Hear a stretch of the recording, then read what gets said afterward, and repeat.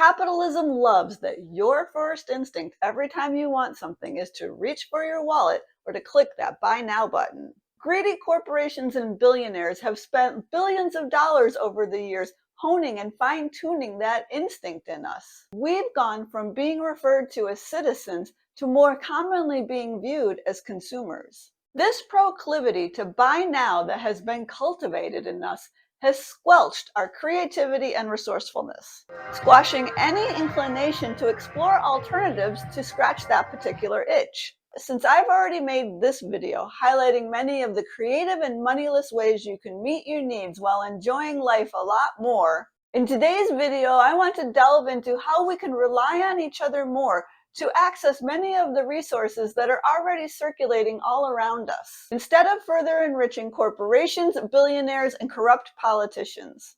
So if that sounds appealing, hello, and welcome to part 2 of my series on resisting and defunding billionaires. As much as capitalism has tried to convince us otherwise, we do not live in a world of scarcity. Much of what we need is already circulating all around us and is surplus, so to speak. That's not to say systemic issues, distribution challenges, and greed and hoarding aren't issues. But there are lots of resources and still useful items and services out there just waiting to be matched with people who can use them. So if each of us got a lot better at and more comfortable with just asking and putting it out there what we want or need, we'd send a lot less financial support to the corporations that are lobbying against our best interests and trying to destroy our democracies. The power and potential of letting people know what you need was really driven home for me by Barbara Sher's TED Talk, Isolation is the Dream Killer. In it, she tells us about these success teams that she facilitated in which people simply let it be known to members of the group what they need. And every single time, someone in the group was able to connect them to the resources they were looking for. She said, I want an animal refuge for old dogs and old animals. They just don't get treated. It's terrible. Old, even farm animals. And I said, what's your obstacle? I don't have any money. I don't have any land. I don't have a license. I don't have any training. I have nothing. I can't do it. I can't do it. And someone waved her hand. They always do. And she said, my friend's mother just was in an auto accident. She hurt her back. She won't be able to run her refuge anymore. She can't find anybody young to run it for her. She's got a license. She's got the money. She's got the land. She's even got the animals.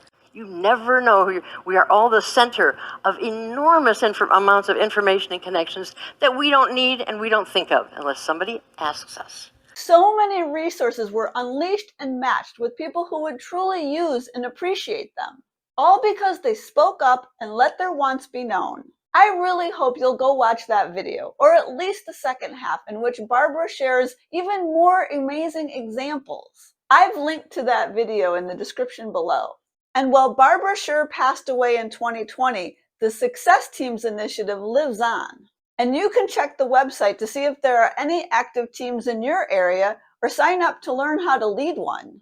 But we don't have to be members of Success Teams or any particular group to let people know that we want or need something. Recently, I was really inspired by Brown's effort to procure a car for free by asking for it on social media. I have an ask. In the next chapter of my life, I am going to be needing a car, and I'm going to try to source it outside of capitalism. And so I'm asking you, if you have a car that you are planning to sell, or you know someone who is selling a car, instead of selling it, instead of exchanging currency, give it to me. Brown is an inspiring post-capitalist thinker based in Portland, Oregon. Eventually, someone in Oklahoma offered her a free car if she were willing to come there to get it. What might you be able to get if you just put it out there that you need it?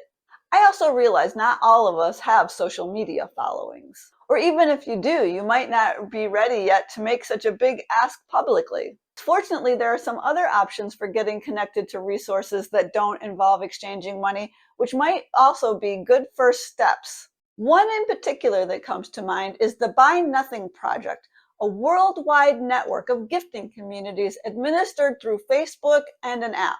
People join local Buy Nothing groups in which they can post requests for things they need or offer up what they no longer want or have to share. While most people use Buy Nothing groups to offer or ask for material goods like kids' clothing, furniture, or kitchenware, There are numerous examples of people tapping them for free services, like an officiant for a wedding.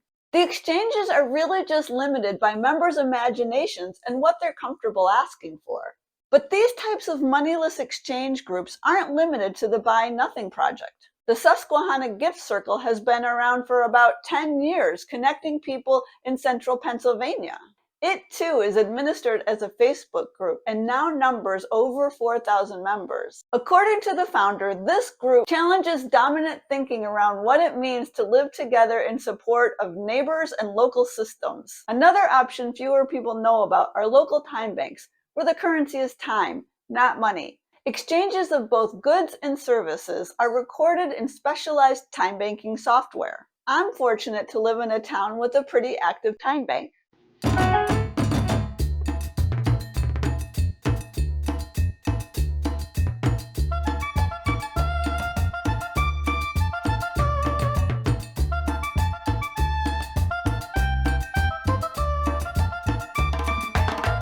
When a fellow time banker borrowed my lawnmower, she logged the exchange in the time bank software. I then used that time banking credit I received and gave it to another member in exchange for that person taking pictures of me that I could use on social media. If you're wondering if there's a time bank in your area, go to the website ourworld.org to find out.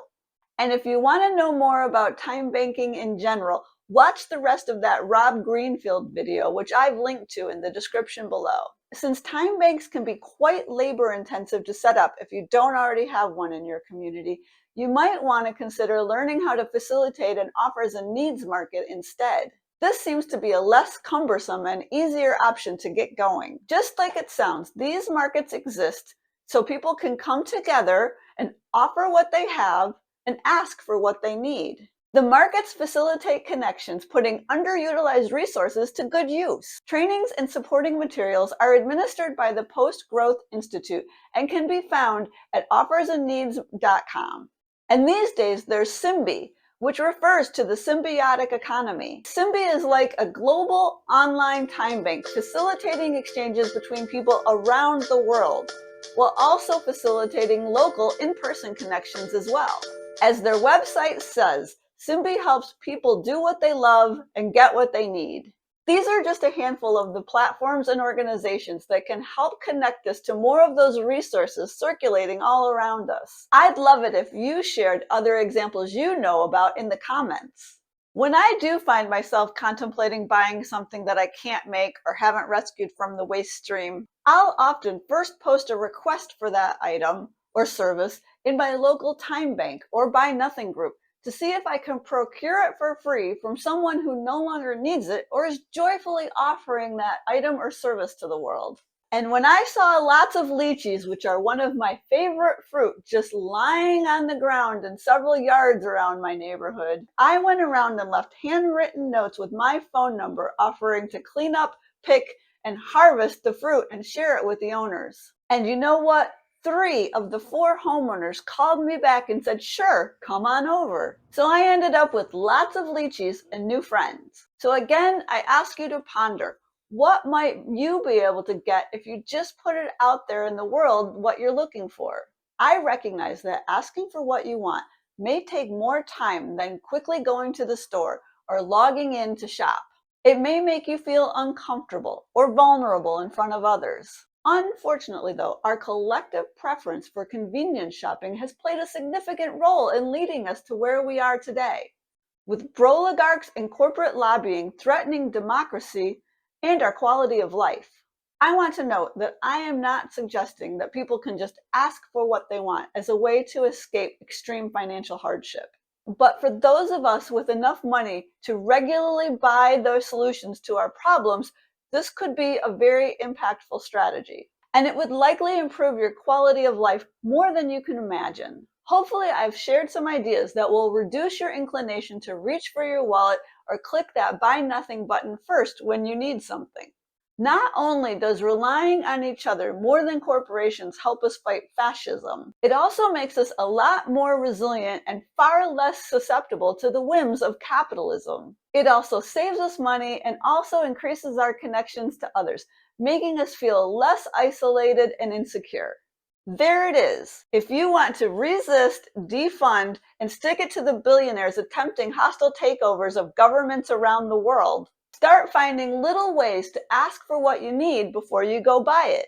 So often the resources are already there if we're just brave enough to ask for them. Be sure to watch part 3 of this series of resisting billionaires once I post it here. Until then, happy resisting, connecting with others, and asking for what you need.